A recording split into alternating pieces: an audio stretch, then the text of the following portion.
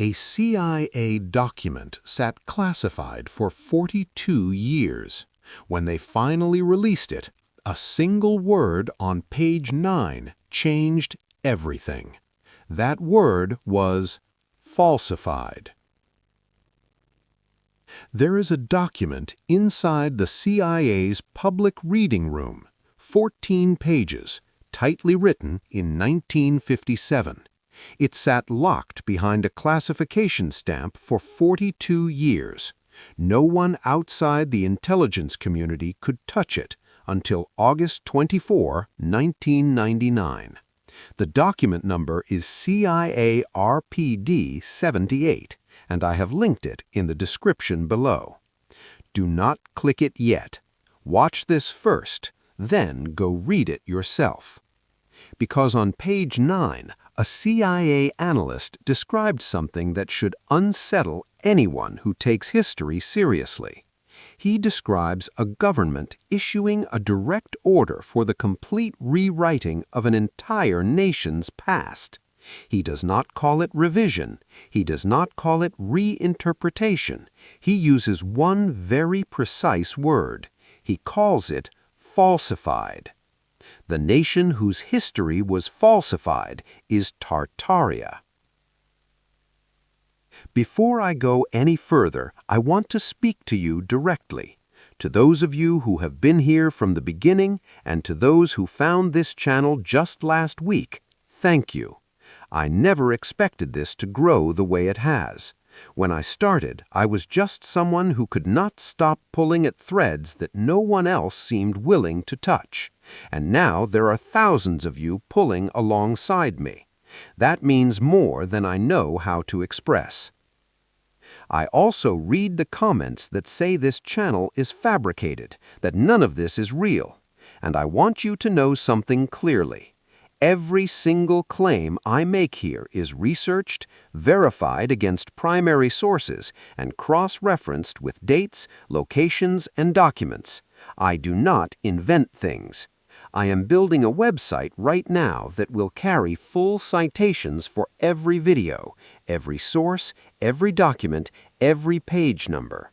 It is coming, but in the meantime, everything I reference today, the CIA document, the encyclopedia entry, the historical records, you can verify all of it before this video ends. I am not asking you to believe me. I am asking you to check. Now I need to be precise here because this is where most people covering this topic go wrong. They screenshot one paragraph of this document, post it online, and declare the case closed. They never read what comes before it. They never read what comes after. They strip the context and use the quote as a weapon. I am not going to do that. I am going to walk through the entire document in context because the full context makes it considerably worse than any screenshot suggests. The document is titled National Cultural Development Under Communism. It opens with a quotation from a Bolshevik proclamation dated December 7, 1917. The proclamation was signed by Lenin and Stalin. It was addressed directly to the Muslim peoples of Russia and the East, Tartars of the Volga and Crimea, Kyrgyz and Sarts of Siberia and Turkestan, Turks and Tartars of Transcaucasia, Chechens and the mountain peoples of the Caucasus. The promise made to them was explicit. Your beliefs and customs, your national and cultural institutions are forever free and inviolate. Organize your national life in complete freedom. This is your right. That was the promise. The remaining 13 pages are a meticulous accounting of how every syllable of that promise was methodically broken. Mosques demolished, languages corrupted or suppressed entirely. Muslim literary works banned unless they contained praise for Russian and Russians. Folk epics that had survived for centuries were reclassified. The Kazakh epic Koblandi Batir, once celebrated as a monument of national literature, was relabeled by Soviet authorities as, in their exact words, low verse extolling violence and brigandage. An entire culture's literary inheritance made illegal unless it served Russian imperial interests. Then page 9. August 9, 1944. While the entire world was watching the Allied advance push through France, the Central Committee of the Communist Party in Moscow issued a very different kind of directive. Not a military order, historical. It was sent directly to the Tartar Provincial Committee.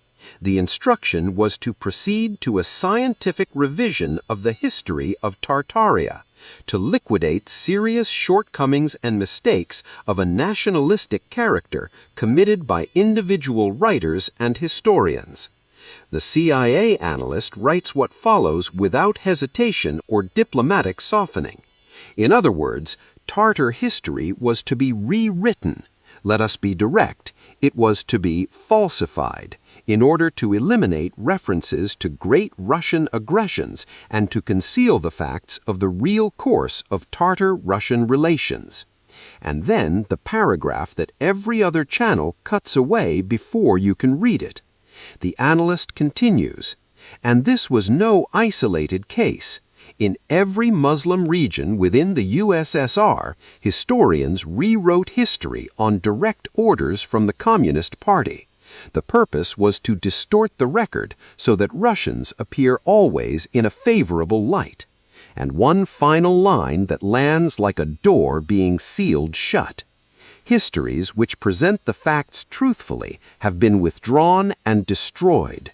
Withdrawn and destroyed. Not archived, not relocated to a different shelf in a different building. Destroyed. Let me be precise about what I am claiming and what I am not claiming. Fact-checkers have correctly noted that this document does not prove the existence of Tartaria as it is described in Internet conspiracy theories. They are right, it does not. But here is exactly what it does prove, in the CIA's own written words. A government ordered the history of a specific territory rewritten. A CIA analyst documented that order and used the word falsification. Truthful historical records were physically destroyed, and the CIA's own report documenting all of this was classified for over 4 decades.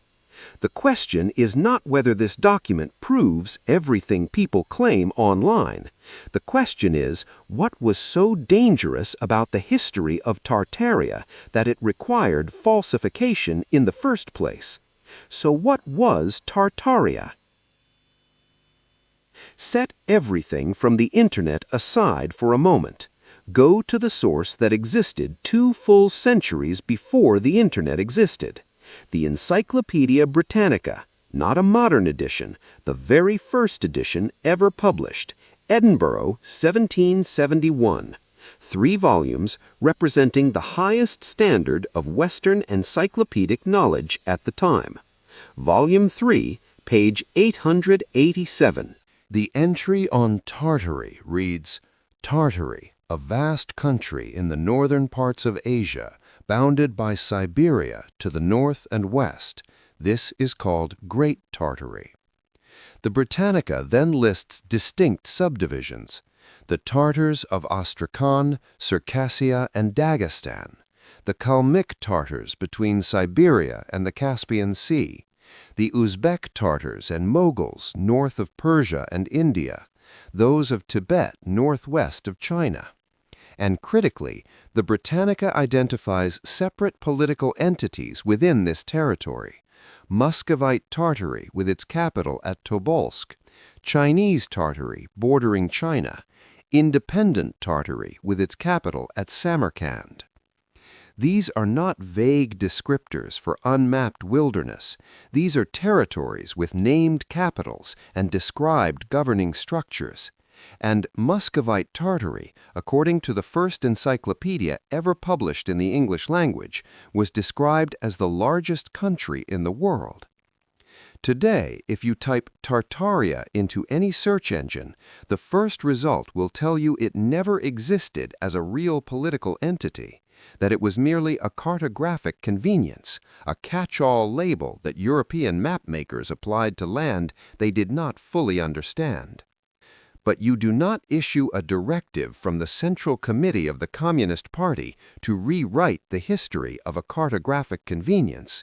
You do not classify the CIA's report on that rewriting for 42 years if the territory was nothing but empty steppe. Something about this history was worth a sustained, organized effort of falsification spanning 2 centuries. And to understand what, you need to look at what happened just 2 years after the Britannica published that entry. September 1773. A Don Cossack named Yemelyan Pugachev raises an army along the Yaik River. He was born around 1742 in a village called Zimoveyskaya. He had fought in the 7 Years' War and the Russo-Turkish War before deserting the imperial military. He was arrested. He escaped. He was arrested again. He escaped again. He drifted for years among the Cossacks and Old Believers of the southern frontier, absorbing their grievances, studying their hunger for something different. And then he made a claim that would nearly bring the Russian Empire to its knees. He declared himself to be the true Tsar Peter III, Catherine the Great's murdered husband, returned from the dead. What followed was not a peasant riot. Pugachev assembled a force that grew beyond 100,000. Yaik Cossacks, Tartars, Bashkirs, serfs, factory workers, Old Believers, anyone carrying a reason to resist Catherine's rule. He did not simply gather a mob. He established a war council modeled directly on Catherine's own military structure. He built intelligence networks of messengers and informants. He recruited local priests and mullahs to write and distribute royal decrees in both Russian and Tartar. He captured the city of Kazan and burned it. He besieged the administrative capital of Orenburg for 6 months. At his peak, he threatened Moscow itself. Catherine was forced to pull active combat troops away from her ongoing war against Turkey just to confront him. His territory stretched from the Volga to the Urals. Look at any map from 1771. That is the exact territory labeled Tartary. Catherine initially treated him as a nuisance. She placed a bounty of 500 rubles on his head, the kind of price you put on a petty criminal. Within a year, that bounty had exceeded 28,000 rubles. By the summer of 1774, the largest peasant revolt in all of Russian history was burning across the largest territory described by the world's leading encyclopedia. In August 1774, Pugachev's forces were finally crushed near Tsaritsyn. 10,000 rebels killed or captured. In September, his own Cossacks betrayed him and handed him over in chains. He was transported to Moscow in an iron cage, interrogated for a month, and sentenced. On January 10, 1775, Yemelyan Pugachev was beheaded and quartered in Bolotnya Square before a large public crowd. His remains were displayed across the city, then burned. But Catherine did not stop there. And this is where the story stops being about a rebellion and becomes something else entirely. Because Catherine did not only execute Pugachev, she attempted to make him and everything he represented vanish completely from the surface of recorded history. His house was burned to the ground. His village, Zimoveyskaya, was renamed Potemkinskaya. The river where the rebellion began, the Yaik River, was renamed the Ural River. You have heard of the Ural River your entire life. You have never heard its original name, because Catherine erased it from every map, every document, and every permitted conversation. The Yaik Cossacks became the Ural Cossacks. The city of Yaitsk-Gorodok became Uralsk. Even the surviving members of Pugachev's family were forced to abandon their surname. They were registered under a new name, the Sychevs. And the decree that authorized all of this, dated January 13, 1775, stated its purpose in language so blunt it reads less like a legal document and more like a confession. The stated justification for renaming a river, a city, a village, and an entire people was, and I'm reading directly from the actual decree, complete oblivion. Not justice, not deterrence, not public safety, complete oblivion. You rename a river to produce oblivion. You burn a house to prevent memory from forming. You force a family to abandon their name so that even bloodlines forget. That is not how empires respond to criminals. That is how empires erase countries. I sat with this research for 3 full weeks before I could write a single sentence of this script. Not because the facts were difficult to locate. Every detail I have described here is mainstream documented history. Pugachev appears in every Russian history textbook. Catherine's renaming campaign is recorded in Britannica, in peer-reviewed academic journals, and in Russian state archives. None of this is secret or disputed among serious historians. What kept me staring at my notes in silence was the accumulated weight of what it all means when you see it together. Place Catherine's decree next to the 1944 Soviet directive. Place both of them next to the 1957 CIA report, because the pattern does not end with Catherine. It repeats for 200 years, targeting the same territory, using the same methods. After Catherine's erasure campaign, the territory's history kept resurfacing. Historians kept writing about it. National figures kept being honored by the peoples who actually lived there. In 1837, a Kazakh sultan named Kenes Kasimov launched a decade-long uprising against Russian expansion. He was a direct descendant of the line of Genghis Khan. He was the last Khan of the Kazakhs. He fought for 10 years across the exact same territory before his death in 1847. His people never forgot him. In 1943, a history of the Kazakh USSR was published, celebrating Kenes among other national figures. 2 years later, the Bolshevik press attacked the book for glorifying Kazakh military traditions and resistance to Russian rule. Then in 1947, a historian named Yermakhan Bekmekhanov, the first Kazakh to earn a doctoral degree in history, published research praising Kenes. He received direct warnings from the Communist Party's Central Committee. By December 1950, Pravda itself published an article reclassifying Kenes's 10-year liberation struggle as a reactionary feudal movement. Bekmekhanov was compelled to rewrite his own doctoral conclusions. He changed his own finding from national hero to reactionary because the party demanded it. A historian rewrote his own research to state the opposite of what his evidence demonstrated. Sit with that for a moment. And it was not only Kenes. Imam Shamil, the legendary commander of 25 years of Caucasian resistance against Russia, received identical treatment. The Great Soviet Encyclopedia reversed its own earlier praise of his movement. What one edition had called a struggle for national liberation, the next edition relabeled it as a fight for, in their precise words, freedom for wolves, for backwardness, oppression, and darkness.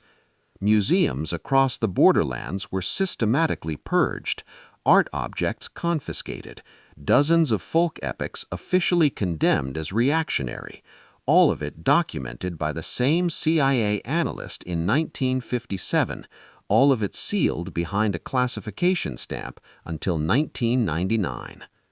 You can draw a single unbroken line through 2 centuries of erasure. 1771, the Britannica describes Tartary with subdivisions and named capitals, calling Muscovite Tartary the largest country in the world. 1773, the largest revolt in Russian history erupts across that exact territory. 1775, Catherine renames the river, burns the village, and writes complete oblivion into law. 1776, 1 year later, the United States of America declares independence. 1837 to 1847, Kenness's rebellion burns across the same lands. 1944, Moscow orders the history of Tartaria rewritten. 1957, the CIA documents the falsification and classifies the report. 1999, the report is finally declassified. At every point along this 200-year timeline, the same territory is the target, and at every point, someone holding power is rewriting what happened there. Now consider the physical structures, not as proof of anything, but as questions that remain genuinely open. Across the territories that historical maps labeled Tartary, structures exist whose construction histories strain credibility under examination. Star forts, geometrically precise fortifications with identical angular symmetry, have been catalogued in over 105 countries, more than 1,700 documented worldwide. Fort Bortange in the Netherlands, Goryokaku in Japan, Fort McHenry in Baltimore. Structures on separate continents sharing geometric principles so consistent they appear to have been engineered from the same technical tradition. They appear with notable frequency in territories that overlap with historical Tartary maps. The World's Fair structures of 1893 in Chicago and 1915 in San Francisco were built to resemble ancient marble palaces, then demolished or burned within months of their exhibition's closing. We are told they were temporary plaster constructions built purely for display. The surviving photographs show columns, domes, and stonework that does not look temporary by any reasonable definition of the word. Ornate civic buildings appeared across America throughout the 1800s. A nation barely a century old was producing institutional architecture that European capitals with 1,000 years of building tradition would find difficult to match. Some of these buildings have no complete construction records. Many appeared during compressed timelines that generate their own questions. I am not telling you who built these structures. I am asking whether the official histories of these territories deserve the same level of scrutiny we now apply to the maps and the documents. When a CIA analyst tells you that the history of these lands was falsified, it is not irrational to ask what else about them might be incomplete. Every claim in this video is independently verifiable. The CIA document is in their public reading room right now. The 1771 Britannica is fully scanned and available on the Internet Archive hosted by the National Library of Scotland. Pugachev's rebellion occupies full chapters in every major encyclopedia of Russian history. Catherine's renaming decrees are preserved in Russian state archives. The Bekmekhanov case is documented in academic journals and in Foreign Affairs magazine. You do not need to trust me. You can verify every single fact before this video ends. And that is precisely what separates this from speculation. These are not my documents. They belong to the people who did the erasing, preserved in the archives of the institutions that carried out the orders. A CIA analyst in 1957 chose the word falsified. An empress in 1775 wrote complete oblivion into law. An encyclopedia in 1771 described the largest country in the world, and today that country appears on no map anywhere on Earth. These are not my interpretations. They are the recorded words of the people who made these decisions, preserved in their own handwriting, stamped with their own official seals, filed in their own reading rooms. The river Catherine renamed still flows today under the name she assigned it. The territory the Britannica described still exists under other names that other empires imposed. The histories that were withdrawn and destroyed are still gone. And the most deeply unsettling thing about this entire story is not what was concealed. It is that they documented every single step of the concealment, classified the documentation, and counted on one certainty above all else, that you would never bother to look.